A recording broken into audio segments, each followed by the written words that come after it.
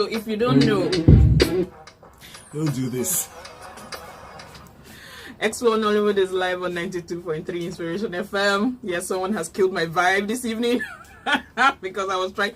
If you don't know, whenever you hear this beat that Xplore is live, you must be living under a rock, because every time I try to rap on this beat. But yes, Xplore is here. It's Saturday, it's 8 p.m. and we're talking Nollywood. And this week has been quite interesting. There's been a lot of talk on Big Brother Nigeria, Marvel's movie, The Black Panther. People are going crazy about The Black Panther, the Oscars, and then there's the movie Royal Hibiscus, which is going to premiere tomorrow. But like I promised last week, I promised I was going to have an interesting person in the studio, and I have no other than the filmmaker, director, award-winning Niyi Akinmolayan. Did I get that right? Yes. Okay, I've been practicing in my mind. I stumble on it sometimes. So Niyi was born in Lagos. His first feature film was a sci-fi movie called Kajola in 2009. Sci-fi. Yes. How did that go? Well, I mean, it was popular. Oh, okay. For its time, yes. Okay, so since then he has gone on to make more critically acclaimed features such as Falling, Out of Luck, The Arbitration, one of my best, and the most recent, the box office hit The Wedding Party 2, Destination Dubai. Woohoo! Yeah. Woohoo! As in, woohoo! Like, your feature, yes, you've started, as in you've done 3 feature movies, and then this one, it hits box office, as in it crashes box office. Yeah. And how does that make you feel? Well, I'm I'm excited because we weren't expecting it. I mean, who makes all that kind of money on a sequel anyway? So well, that's true. I'm not a fan of sequels. A lot of people aren't, but we kind of gambled with it because we thought we had a great story to go with this time around. So we're genuinely happy and surprised at the same time. But we're thankful. Okay, so yes, Niyi is in the studio. He also runs a post-production studio for film and television. It's called Anthill Studios, and he's currently preparing for his empowerment program, Chicks in Post. Yes. Now, Niyi is in the studio. If you want to speak to Niyi, if you want to ask Niyi any questions, you can call him up on 0700-923-923-923. Now, that isn't Niyi's number. That is the studio number.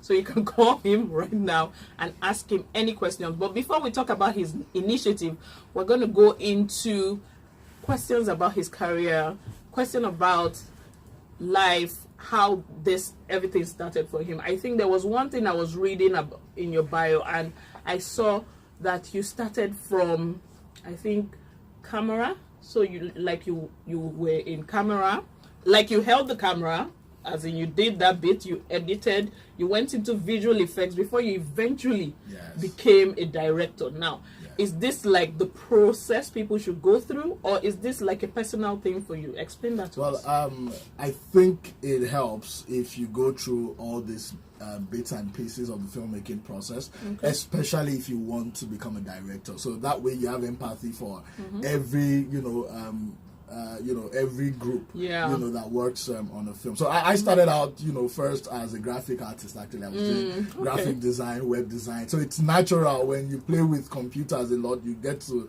learn all the cool stuff. And my initial interests were animation, and then it wasn't a big thing. There was just a few of us doing it. So I'm talking 2003, 2004, and the only kind of things you could do was work in music videos, advertising, and all the like. So that made you. But if you were going to do animation, you were going to have to learn how to make music, learn how to edit, do all kinds of things, learn how to write and all that.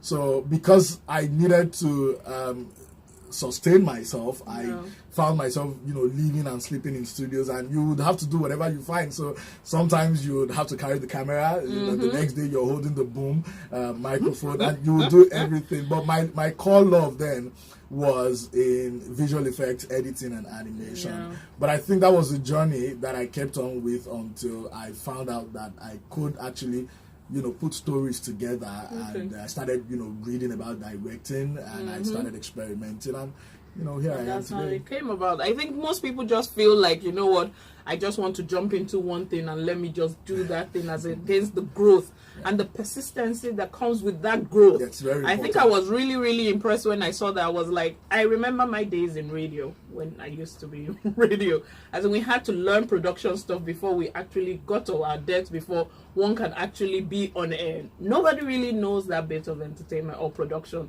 Everybody else says, you know what, I want to be in front of the camera. Grab the chair. That's it. So tell us about this sci-fi thing. Tell us, how do your stories usually hit you? When do you know when I was one of the kids in those days who thought they could come in one night and change the entire industry. And I decided if I was going to make my movie, I wasn't going to do any of those boring Nigerian films that happens in bedrooms and parlors. I was going to, build robots. It was going to be a dystopian society.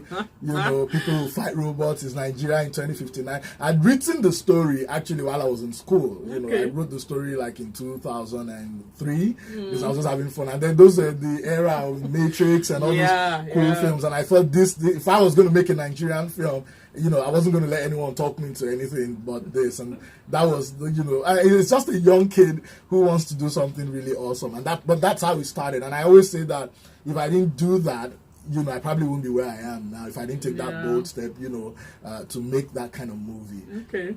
So where can people find Kajola? Oh, Kajola is nowhere because I would like to see. It came out. It was one of the biggest selling films that weekend. I think really? It was just Silverbird Cinemas around then, and I would